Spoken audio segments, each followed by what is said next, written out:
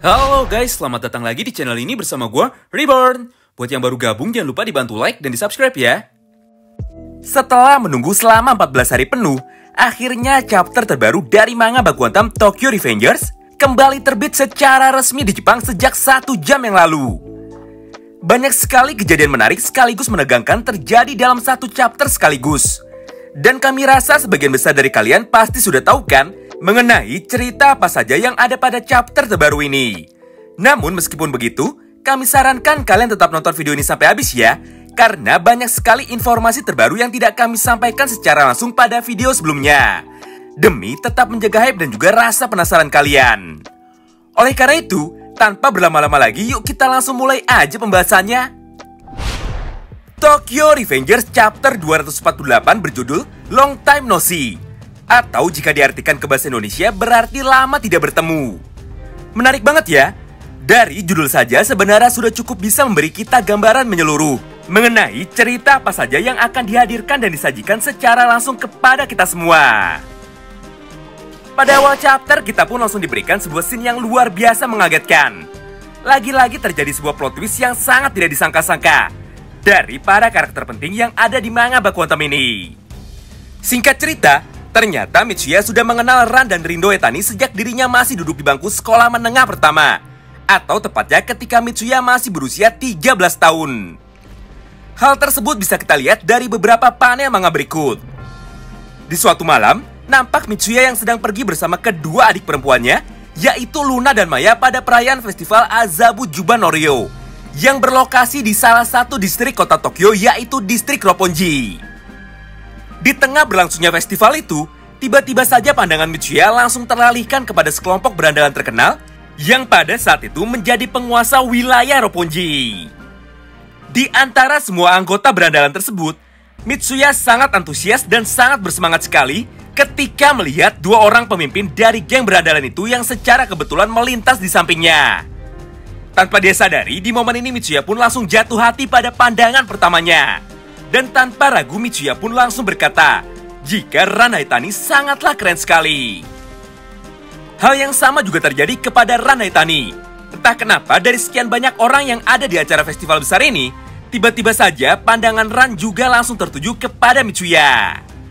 Mulai dari situlah akhirnya Mitsuya semakin terinspirasi untuk bisa menjadi seorang berandalan yang keren dan stylish, sama seperti Ran dan juga Rindo Haitani.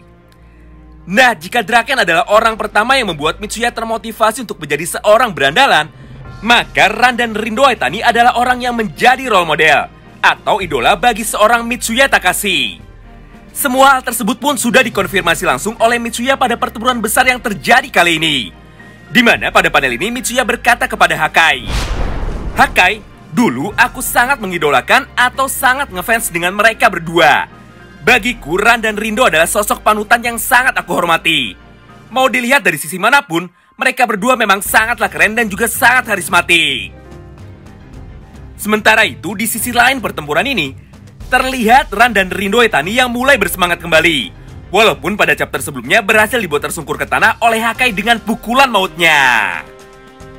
Di panel ini, Ran pun tanpa basa-basi langsung mengeluarkan senjata pamungkasnya lagi, yaitu tongkat besi atau baton. Dengan santai, Ran pun langsung memainkan rambut kepangnya menggunakan baton sambil berkata seperti ini, "Woi bocah, aku prediksi kalian berdua pasti akan mati dalam waktu kurang dari 5 menit. Mendengar semua perkataan Ran tersebut, Hakai pun terlihat sangat emosi sekali. Hal ini sangat bertolak belakang dengan sikap dari Mitsuya, yang pada saat ini masih tetap mencoba tenang dan tidak terpancing dengan sebuah kata-kata dari Ran Haitani. Namun anehnya, setelah mencoba memancing emosi Hakai, tiba-tiba saja Ran dan Rindo Haitani langsung membalikkan badannya, dan mereka berdua langsung berlari ke arah kerumunan geng Kanto Manji yang saat itu sedang sibuk bertarung melawan anggota geng Tokyo Manji generasi kedua. Melihat hal itu tentu saja Hakai tidak bisa tinggal diam.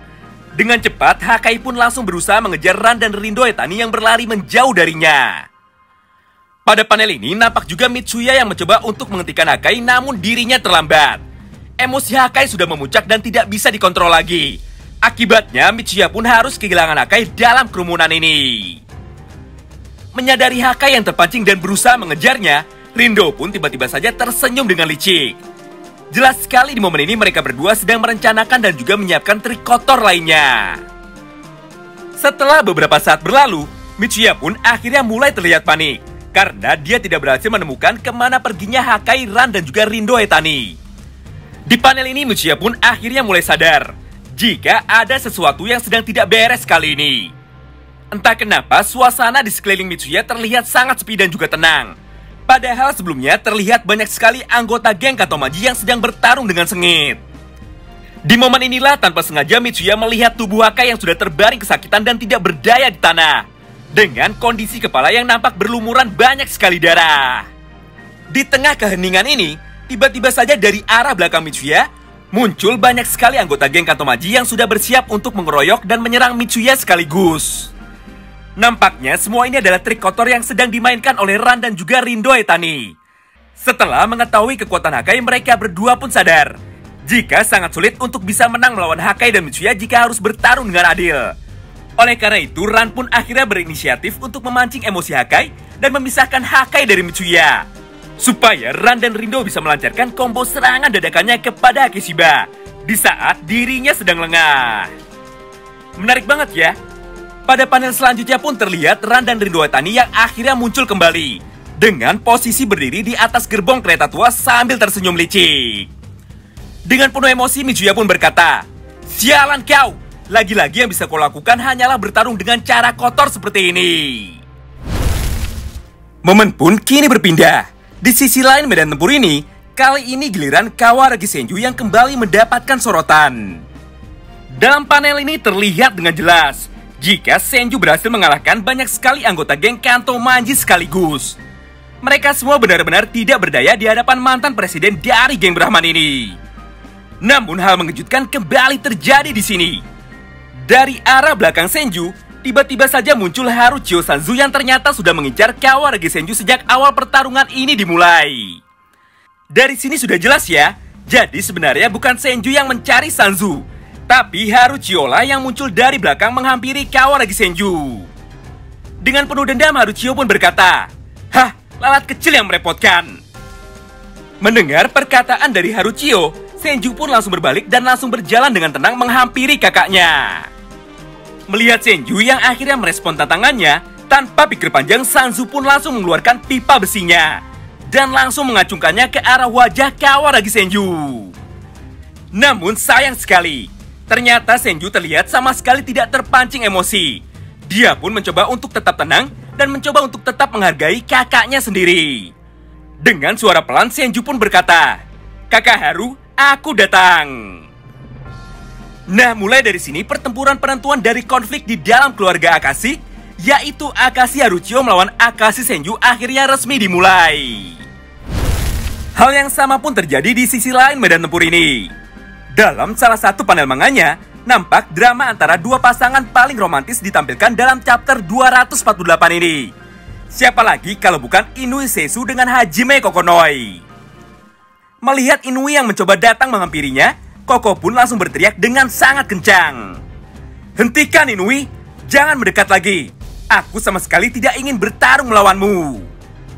Namun nampaknya Inui sudah tidak peduli lagi dengan apa yang akan terjadi ke depannya. Dengan penuh rasa simpati, Inui pun membalas teriakan Kokonoi barusan. "Tidak, mulai sekarang aku tidak akan melepaskanmu lagi. Dan mulai sekarang aku tidak akan membiarkanmu lari lagi dari semua ini." Mendengar jawaban dari Inui tersebut, Koko pun hanya bisa terdiam terpaku. Beruntungnya di momen ini, tiba-tiba saja Wakasa Emosi muncul dari atas gerbong kereta tua yang sudah tidak terpakai lagi. Dengan lantang, Wakasa pun berkata, "Mundur Hajime Kokonoi, akulah yang akan menjadi lawan dari Inui Seisu." Mendengar ini, Inui pun terlihat cukup kaget. Dia sama sekali tidak menyangka jika pada akhirnya dia akan bertarung menghadapi seniornya sendiri, ketika mereka berdua berada di dalam geng Black Dragons dulu. Dan dengan ini maka sudah resmi ya, pertarungan antara Wakasa Emosi melawan Inui Seisu akhirnya dimulai. Momen pun kembali berpindah. Pada akhir chapter ini kita kembali diperlihatkan kelanjutan pertarungan antara Mitsuya dan Hakai yang sudah terpojok melawan Ran dan Rindo Etani yang saat ini terlihat unggul. Pada panel ini nampak Mitsuya yang terlihat kerepotan karena harus bertarung melawan banyak sekali anggota geng Kanto Manji yang saat ini berusaha menyerangnya secara bersamaan, sambil menjaga Hakai supaya tidak disentuh atau diserang lagi oleh para lawannya. Sesekali terlihat Mitsuya yang mencoba untuk membangunkan Hakai dari pingsannya.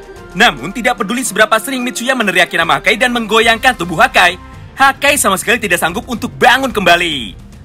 Melihat ini, Ran pun tertawa dengan keras sambil berkata, "Percuma saja bodoh, kami sudah menyerang Hakai dengan keras tepat di kepalanya. Tidak mungkin dia bisa bangkit dan bangun lagi semudah itu." Namun di momen selanjutnya tiba-tiba saja hal mengejutkan kembali terjadi. Hakai yang sebelumnya sempat terluka parah dan juga pingsan, akhirnya kali ini mampu bangkit kembali dan mampu membalikan keadaan dalam sekejap.